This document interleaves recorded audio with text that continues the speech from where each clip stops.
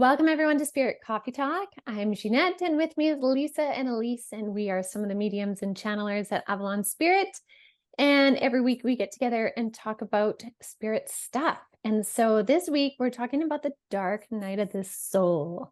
And I think it is so timely because we just moved through the equinox, which is kind of the introduction now into the darkness. We're stepping into the darkness, Northern Hemisphere at least, where every day is getting progressively darker, asking us to go deeper, go within, go into the void, into the unknown, into the darkness, and discover.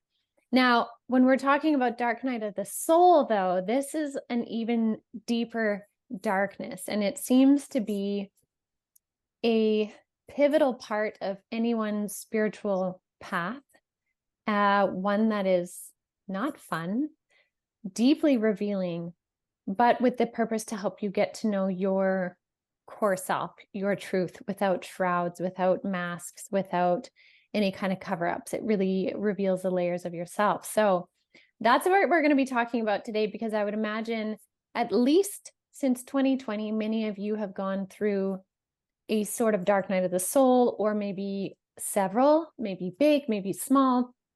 But I don't know if anyone on their spiritual path hasn't been touched by the idea of the dark night of the soul since at least 2020, because it has been fast ascension, fast revelations, fast getting to know yourself. So there's the intro for today.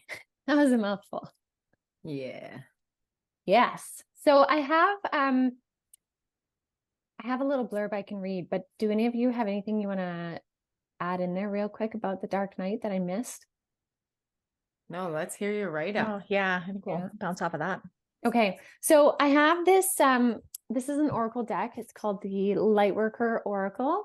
And they have a card called, I can't see it, but it's called the Dark Night of the Soul. And the write-up I thought was really interesting. So I kind of wanted to read it because it kind of pulls all the ways in which this can show up in our lives and what it's sort of asking, and then we can unpack it. So I'm going to start about halfway through. So your preconceived ideas and safe limiting beliefs may be sacrificed in a dark night of the soul. It'll be sacrificed to the divine. These are only the clothing of your spirit. They are the impediments to the absolute intimacy that the divine seeks with you. You may feel vulnerable or uncertain as the divine goes about stripping away the barriers. This is when you enter the dark night of the soul. You understand there is nothing to rely on but the divine, and you will find it difficult to trust at times. This night will end, however, and the sweetness of the divine dawning in your heart shall render all worthwhile. But for now, you are meant to feel exactly as you feel. You are not doing something wrong. You are moving closer to the divine. Even though you are already on a spiritual path this lifetime, you can go deeper. Sometimes people know this and yet are afraid. Familiar with emotional drama, they are hesitant to let go of what they know, even if this or that is emotional suffering and mental anguish. That fear prevents them from being willing to trust in the loving hand reaching out to them. It might seem silly, yet letting go of fear to take hold of the hand of love can be extraordinarily difficult. If you don't trust that love will hold you, letting go can seem like allowing yourself to fall into an abyss. A feeling of madness may plague you as you wonder if you are sane to leave the known world behind you and enter into the darkness of your own doubt and fear. You sense that the old self and the familiar ways will not survive this dark night. Even if you know in your heart that this sort of spiritual death is an opening to a new life, that can still be profoundly confronting. The only way to end the dark night is to go through it, to endure it, and to know that although you will not understand how it could be possible, it will transform itself into the sweetest grace. In time, you shall be on your knees, not in disparaging prayer, dearest child of love, but in gratitude, peace, and devotion. That feels like quite a gauntlet, if I could say so myself. Yes. So how do we feel? How has the dark night affected you?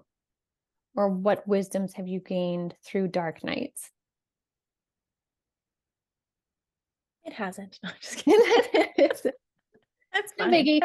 Everything's fine. That's what I tell myself when I'm going through it. I'm like, it's fine. Everything's fine, as I cry in the corner with my coffee and my dogs. Well, I guess as you were talking, the first piece for me was like, gosh, it feels like the earth has been going through, Gaia, all of us, the collective has been going through a dark night of sorts. And then it feels like a lot of us have been going through our own kind of individual at different times and in different moments. And I feel like they're differing in frequency and length, and all to say that it can feel like what you just read can feel like such a gauntlet when it's your own dark night, and going through that while also we're really kind of seeing that or something to that degree collectively is like, whew, that is like layers upon layers upon layers of really intense energy. And it's just, I feel like when we talk about this, it kind of summarizes like a lot of the spirit coffee talks that we've had over the last however many years, where we're like, it's tough right now. It's tough out there. The energy is intense. Lots is happening. And, it's like, it really feels like that is kind of the epitome of what we're all going through individually, but also collectively as well, off and on for periods of time. And it's a lot. You okay over there? Yes. I'm inhaling my coffee. Oh no. All good. All good. All good. Yes. I think that's so true. It is true. And there's layers. And I think dark nights can come in so many different ways. I think we can have a macro theme. We can have micro cycles within it. We could have stepped out of, say we completed a dark night of the soul, however long it lasted, but then we can have like micro dark nights that we may feel the trigger of it and then be like, oh my gosh, I'm in this again. But it's actually not the big one. It's like the aftershocks of an earthquake, right? And because you've been through the earthquake, you're like, oh my God, this is it. I'm still here, but it's actually not. And then there are cycles within cycles. Like I think to define it as a one thing only or one way only, I think would be very narrow-minded because of the ways it can show up. It can show up in illness. It can show up in loss of family members. It can show up in a complete radical change in how you view the world or what's important, which then shifts relationships. Like it is so multifaceted, but I don't think anyone is getting away from experiencing it in some form. Definitely. Ginette, what you said, I feel like is exactly where I'm at right now. We're coming out of like a massive, off and on multiple year reckoning with macro kind of various aspects of life and relearning and unlearning and cycling up. It feels like cycles a lot of times when we're in these and we're like, how am I back here again? But then when you actually look, it's like I've cycled up, not down, right? I'm at a higher vantage point each time. And then I felt like, oh, that energy has lifted and life feels la la la. And then a month later, it's like, just kidding. Here we are again. And it felt very ungrounding and like, oh shit, I just did all this stuff and the clouds cleared and it felt bright again. And I'm in this grounded space, and then stuff bubbled up. But what I realized with that stuff is that it is, oh, there's an ice cream truck outside my window. It's very random. I'm like, where am I? All of a sudden, it's October. But in this smaller one, it is so deeply rooted that it touches almost everything, but couldn't have been. I didn't have the space. My nervous system didn't have the space. My heart didn't have the space. My mind didn't have the space. My life didn't have the space to go into this deep macro level piece that, not to say, oh, I moved through this and everything is perfect and I am in this perfect place. You know, it's always levels of learning and growing, but when I kind of realized like, ooh, there's this micro level piece, but it feels really deeply rooted, it really ungrounded me for a week almost.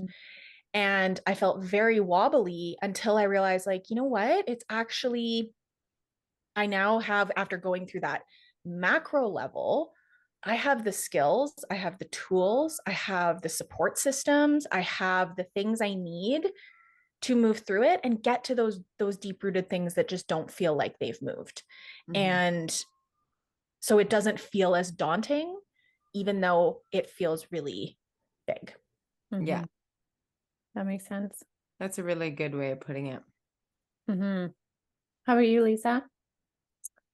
Well, I feel like with this, I agree, and it's very cyclical. Like, it's not like enter and then exit. You know what I mean? I entered Be my nice if it was. Yeah. Right, here's the exit door. Perfect. I entered my dark night in 2021, and I'm yet to come out of it for sure. And I know that. I think I'm about 2 years out, a year and a half out.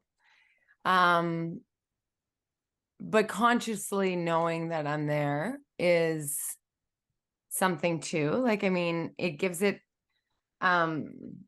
myself maybe even a little bit of a false sense of control, but at the same time, like, where I don't want to say fall victim to it, but I mean, I don't like have nearly the high level of fear and resistance to it that I did when it first entered into my life. And I'm seeing it now as like ultimate, I mean, growth and learning. And that's, again, a retrospective thing. Like, you learn and you see what you can deal with on a day-to-day basis that maybe at the beginning of it wouldn't have been able to. I mean, I remember looking back on the moments when I thought I was at my worst point, and I was like, girl, you've no idea what's about to come That's down the pipe for cute. you. Yeah. Yeah. Oh, you just don't have all the skills yet. But like, that is just like, you're in the previews. So I think that being currently being in the middle and the depths and the whirlwind of my dark night it's an interesting perspective, because I can identify that's where I'm at.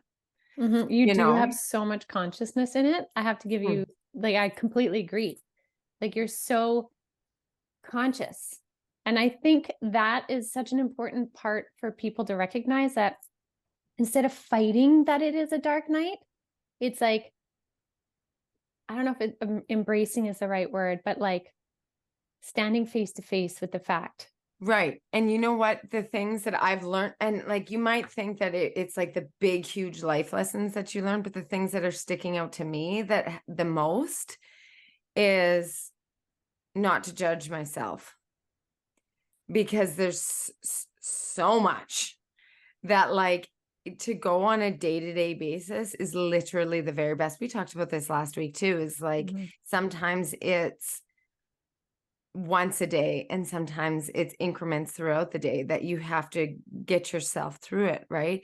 And I think that the hardest thing for me in this dark journey has been my perception of myself and my expectations of self, because I know what it feels like to be in my light, right, and to be empowered. And I'm like, I went through a long time of being like, I want to be there, right? I want to be there, but I'm not. And so when I can, at the end of the day, be like, today, I know I did the best that I could today. That might not have been the best I've ever done, but today that was the best. So like, releasing my expectations of self and the resistance that I have to the dark night. You know what I mean? And also, it's like, when I sit there and think, when is this going to be over? When am I going to feel lightness again? Like, when am I going to step into the light again? It's that expectation thing. And then I get on the wheel of expectation. And then I'm like looking at people that I can talk to, trying to find somebody that can validate to me that I'm on the brink of just like greatness to come out of it, right? When they're like, ooh, you got a sec. Ooh. I'm like, all right. Yes. Validation. Yes. But you know, like I am deeply, like to the depth, very deepest part of the dark night is where I'm at right now. So it's interesting, like talking about it when you're in the pot. Yeah. Right. Mhm. When you're the crab in the pot. Yeah. Yeah. You know, it's funny because I was reflecting today and I was actually having a chat with my spirit guides, past family members, Oh, that's nice. like tons of people today, this morning. And I was That's reflecting nice. on I was reflecting on my dark night of the soul, right? And for me, it was very physical. I was very ill. It was very emotional. I had so much breaking down in my life, Yeah. physical body breaking down in my life. And I really feel like I've come out the other side. I still can notice triggers if something comes up. I'm like, no, don't come again. Don't happen. And then I have to surrender and be like, listen, like Elyse said, I have the tools. I know who I am now and all this. But anyway, coming back to this morning of all things, which was so interesting, I reflected on it. And there's some parts of my life I could look at and like cringe at, or like, why did I say that? Why did I do that? Why did I, whatever, right? But then it just kept coming back to, had I not gone through that dark night, I would not be who I am today. And I truly wouldn't. I wouldn't be able to hold space. I wouldn't be able to have perspectives of like so many different angles of situations. I wouldn't understand what it's like to surrender when you're at the bottom of the barrel, when you have nothing left but to surrender your life, essentially. Yeah. Like, I remember one day where I had a reckoning with myself, where I was a useless parent because I couldn't get out of bed, because I couldn't breathe. I couldn't have conversations long because I couldn't breathe long enough to have the conversations. And here I have 2 little kids at home and I'm like, I'm useless. It was my thought, right? Like, I'm not useless and it could be worse, of course. However, in that moment, I surrendered the last little bit that I had. I was like, I have nothing. I will surrender this and I will be right here in this moment. And there was something that I still come back to that moment now when I reflect on the whole journey of how that moment was like when the ember lit again, but the new ember. And say my flame before was orange, it relit violet, right? And it was a little ember, but that's when it went out and then it relit. And it was the beginning. Yeah, I've heard multiple people talk about those moments. The moments. And there are pivotal moments along the journey. I have chills. And even this morning talking about it, where I'm like, I could not be where I am right now if that didn't happen. Yeah. And so what I love, Lisa, with what you're saying about the consciousness in it, is like the more conscious we are about the moments, even if we can't see past the moment, but maybe we get the chills or we have a moment where we have a different perspective than the old reaction. When you have consciousness in that, Totally. that's such power. Yeah. Such power. 100%. The reactivity of things is completely different. Yeah. I used to be massively reactive. I mean, like I'm a fiery Aries, right? But I feel like that was my shell that I lived on, was like being that reactive, because it was just like such an emotional bounce off of everything. Whereas now I can definitely see the difference for that. Because if I reacted emotionally, basically, to everything that would come up, or in the dark night, if you react like that way, you got nothing left. Mm-hmm. Then that's when there's like complete nervous breakdown. There's complete, like you cannot continue, basically, until you're like, all right.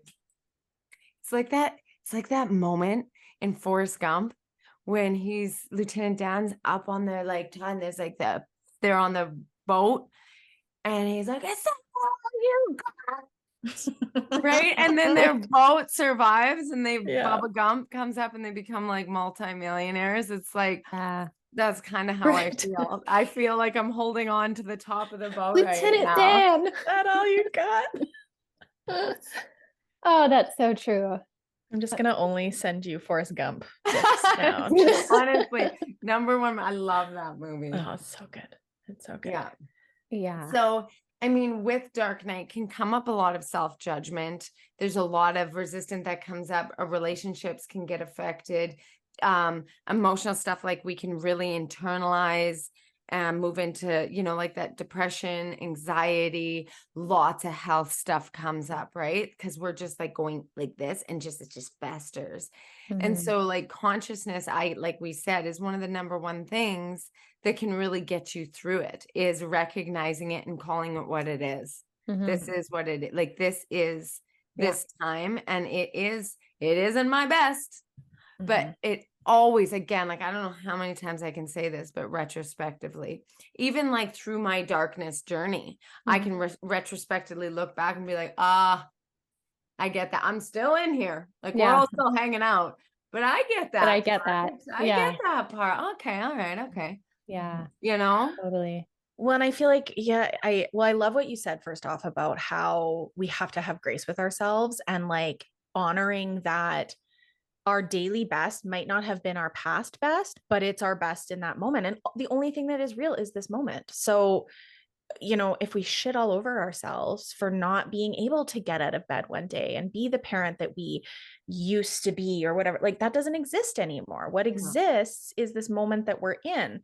Mhm. And I find it's like such a interesting paradox that the heaviest stuff comes at the end when you're tired and you're done and you're like, when the F is this over? All I've done is worked. All I've done is shown up to my lessons and dug through my stuff and worked with people and helped myself and did all the things, talked to my guides and da. And I continually show up and this is still happening. And that sucks. It's a lot. It's hard. Like our human selves is like, what the actual F? Can we be done with this already? Yeah.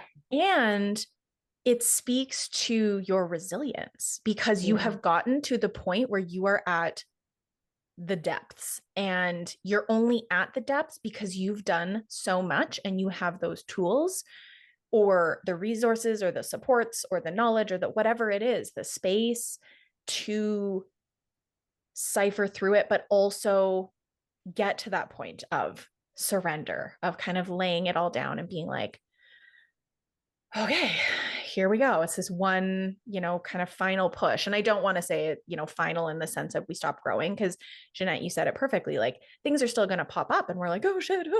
And then, our human selves panic because we're like, I don't want to go back there. But, we're always going to learn and grow. Don't make me go back. No, I don't want to go.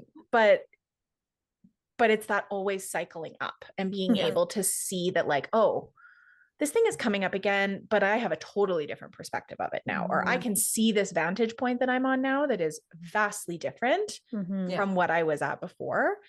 And that's a beautiful thing. And, the analogy that I used when my stuff came up, and like trigger warning if this grosses anybody out, but for me, it was like, oh, I saw that there was a scab. And I knew it was there. I kind of knew all along, but like didn't really, I'm like, it's healing. It's fine. We're working on it. She's doing her thing over there. And then all of a sudden it got ripped open. And when that happened, I realized, oh my gosh, I have an infection. This is making me sick. This is making me way sicker than I ever realized. And it is running in parts of my life that I didn't even see before, that I couldn't have ever known just from looking at that surface wound. And that moment feels like, oh, holy shit. Like, what am I supposed to do with all that? And yet, that's when you actually know what's going on, when you actually know what's making you sick, whether that's emotionally, physically, spiritually, whatever, mentally, that's when you can heal it. That's when you can shift it. It's those things that, we cycle around and around and around, and it feels like it never changes. We're like, I'm doing all the work. Why isn't it changing? It's because we haven't gotten to that root piece. And it's not not for lack of trying or lack of work that's already been done, because going back to the original point, you can't get to that deep infection until you tend to all the other things. Your body can't handle going there. You can't handle going there. Yeah. You don't got the right antibiotics or, whatever medical analogy you want to use. It's like, I know. you can't That's do that why until I say I look back at original OG Exactly. darkness, Lisa. And I'm thinking, wow, Spaz. Yeah. Like you have no idea what's about to enter your life. But Buckle up, bitch. she couldn't have even completely fathomed it or dealt with it at that point in time. Yeah. Right. Yeah. Yeah. And what's really interesting is like coming back to the idea that the dark night is revealing the things to you you need to see so you can consciously choose what you want to do about it. When we step in, or when we stand and look at it face to face instead of cowering or running or defending, then essentially what's happening is we're seeing things we need to pay attention to. Mm-hmm. Right? And if you are the co-creator of your reality and the universe is trying to help show you things you need to pay attention to, then you get to help choose what you're going to do to try and make them better. Totally. And every time I found that I started making those choices, like whether it was standing up to different medical professionals to try and fight for what I knew was happening in my body, right? Or putting boundaries in certain things in my life or whatever, every time I made a little step, I recognized it was me honoring my role in it. And then it was empowering, right? Like there's so much that we grow so much more out of it, but we resist the dark night, understandably it's so. painful. Exactly, Yeah. right? It's not joyful, but it gives back so much. So but that's the why resistance makes it that much more totally. painful. Mm-hmm. You know what I found really helped me? Hold on, let me just grab it.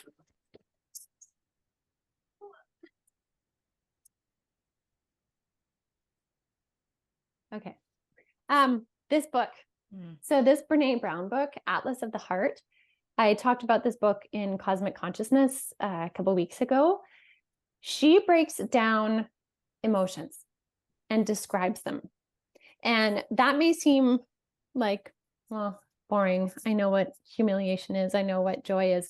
But here was the thing. When I could see, for me anyway, when I could see the definitions between different emotions, understanding anger and the definitions and the vines that run from anger, the vines that run from shame, the vines that run from whatever, judgment, whatever they are. And I could start to define them better when I was then feeling a feel, instead of using a blanket statement of something, I was starting to define it. And when I knew what it was and defined it, then I knew what I wanted to do to answer that call. And then I began to feel more empowered. Totally. So I found, because by like totally recognizing it, yeah, it reduces its power. Yeah, totally. And Elyse, you were someone that really continually helped me learn how to do that instead of like spiritually bypassing something like, well, I understand this is for my highest good. Da, da, da. You were like, well, how do you feel? I'm like, well, I don't know, uncomfortable. Well, what is that feeling? I don't know. And I had like to go deeper and deeper to define what the feeling is. I don't even know what, let's just say anger. The feeling is anger. Well, what's it from? Oh, judgment. Oh, like I found the definitions of it really helpful. So again, if anybody that is looks curious awesome. about it, Atlas of the Heart. It's really good. Love and that. it's like a nice read. It's not just like solid. It's a cool layout. It's a cool layout. Yeah. Right. So it's like, it's not just solid words everywhere. Right. Like it breaks it down. It's really palatable. Did you read the whole thing? No, I would just pick and choose what I was feeling and dive into it. And then that's what's cool is you can kind of just pick it up and be like, what does it have for me today? And then go from there. It's not like a build on itself so much. Yeah. That's a good coffee table book. Totally is. Totally is. And here's the thing that's so neat too, that I talked about just 2 weeks ago was, or is how Spirit is saying that our emotional intelligence now is absolute key to opening up our consciousness to the next level that we're going to be hitting and starting to get into 2024, 2025. Emotional intelligence is key to it. So these dark nights that we've all experienced, are experiencing, macro level, micro level, are to help us refine our understanding of our own emotional intelligence. So it can work with us instead of us pushing against it. And it teaches so much compassion. Because literally, like even just other mamas or women or like circumstances, it's like you want to be able to look at them and be like, I got you. Like, I know you. I know what this looks like. You know, I got you. There's like that judgment piece. Judgment is one of the like biggest things that I've definitely, obviously I brought it up already, is understanding that piece in my life and like how to let it go, kind of like where it came from. So like little tidbits along the way of that come up. So it's like, yes, you go down and then you go like this underneath, you know? Yeah, absolutely. For a long, long, long time. What was I gonna ask you? Oh, the thing you sent me today, Ginette, was actually really helpful. I really resonated with it. Was when is his name Bashar? Bashar. Yeah. Love him. He's an Elyse has been amazing sending him channel. stuff or me stuff about him too. I just love him. I went on a hardcore Bashar Yeah. kick the other day and I just watched like 100 of his videos and he's fantastic. But anyway, when he was talking about the point of acknowledgement when something unpleasant is occurring, it's like not to like take it in and absorb it as if this devastating thing is happening to you. It's understanding what is occurring and then how you can fully accept it into your existence, because then it immediately dissolves its power. So whether it's even like something that's really tough, right? Like an event that came down, say someone got fired, okay?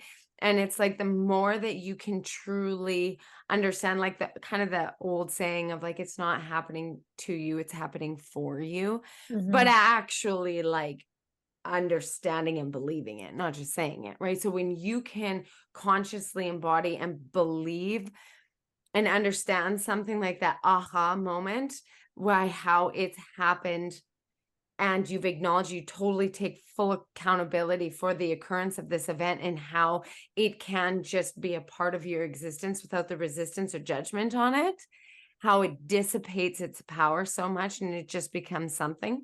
And then you can kind of like move past it or along with it, but not resisting it, you know?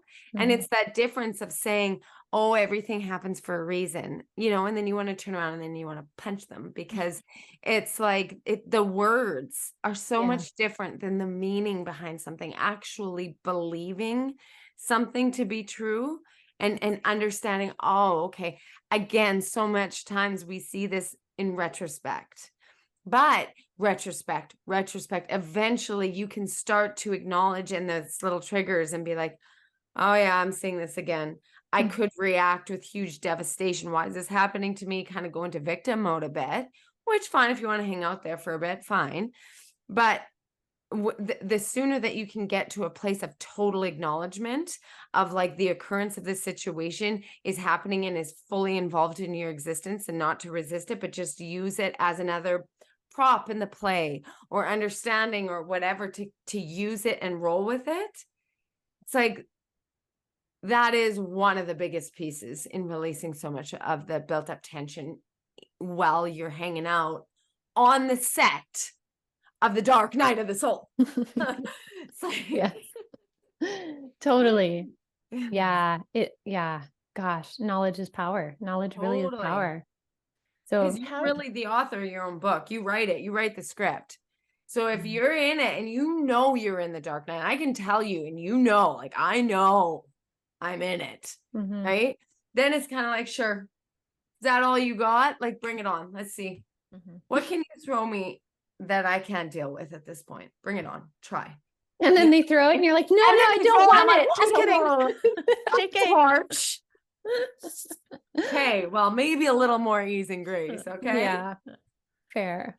Yeah, I did say, please stop bumping my head. Yeah.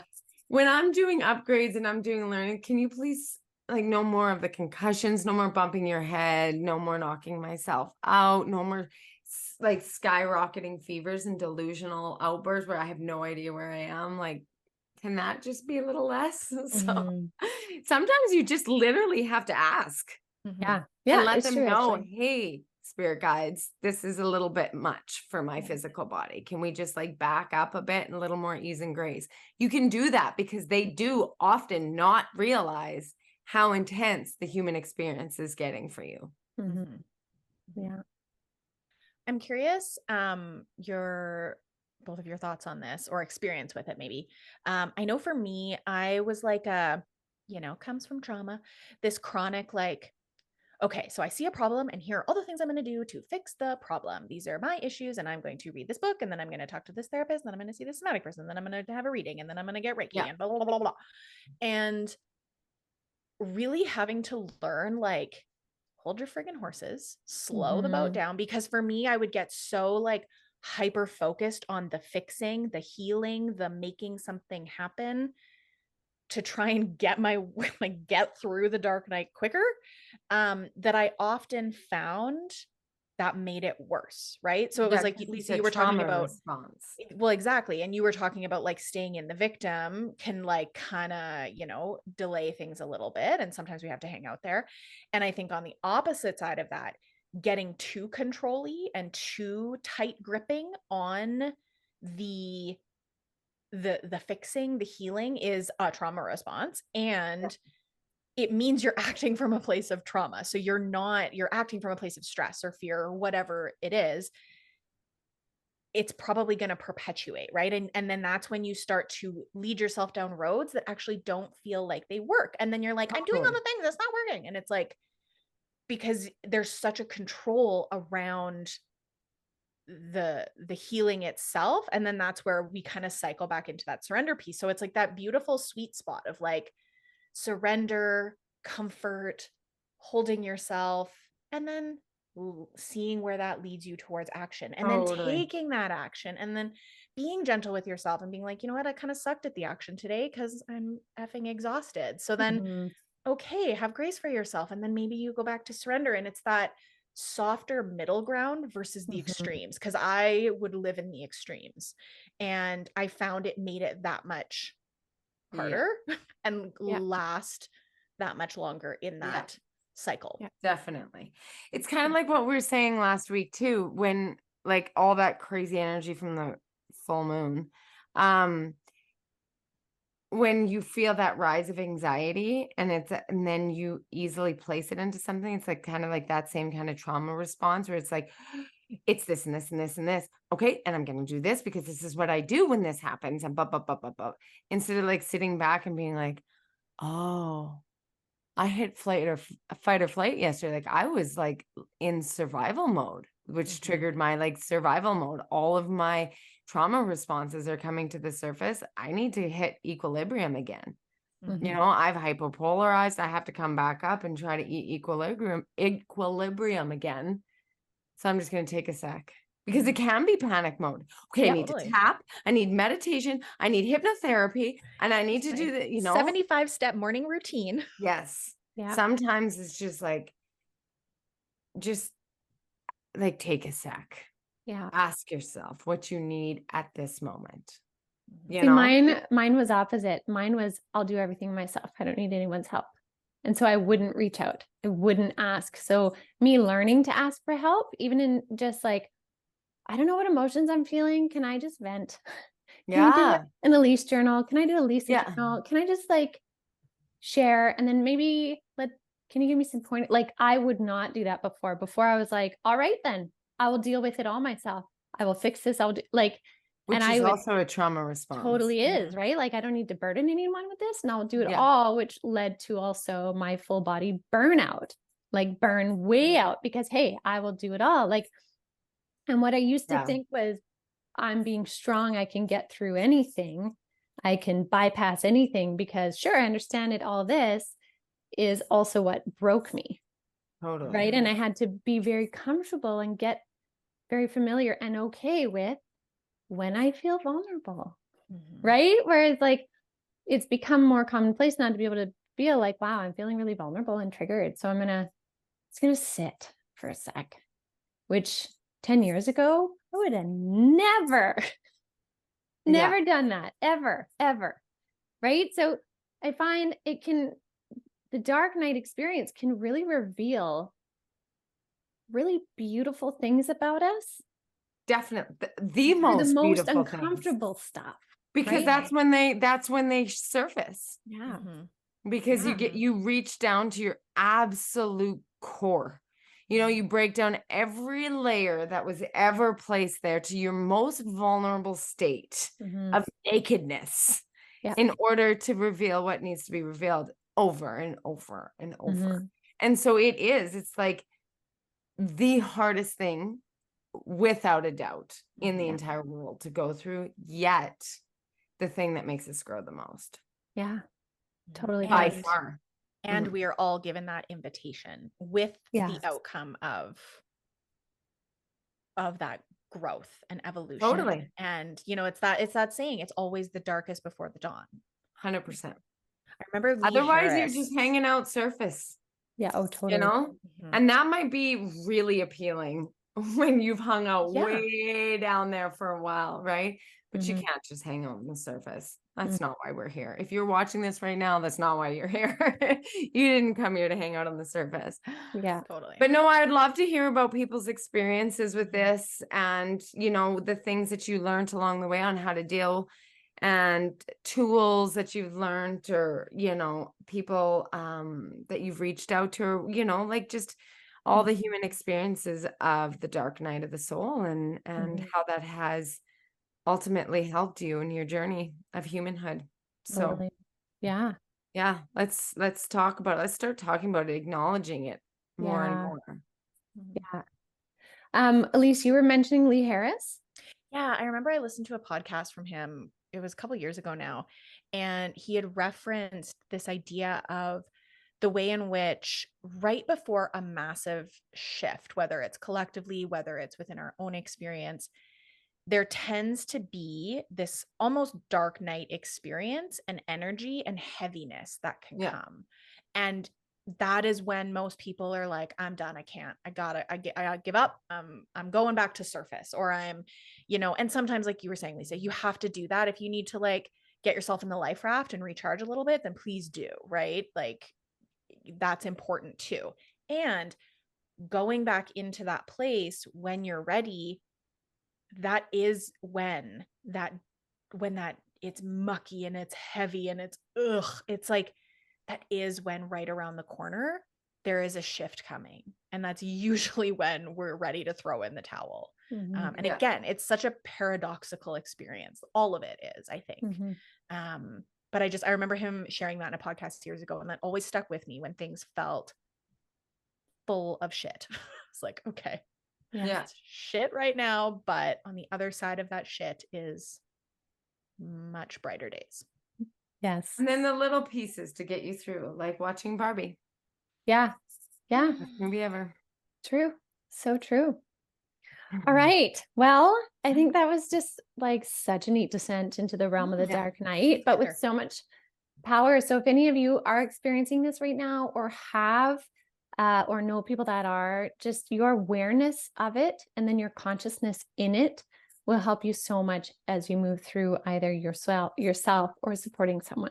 So anyways, all right. Well, thank you everyone so much for joining us. Please do share, subscribe, share your thoughts, feels in the comments, and we will see you all next week.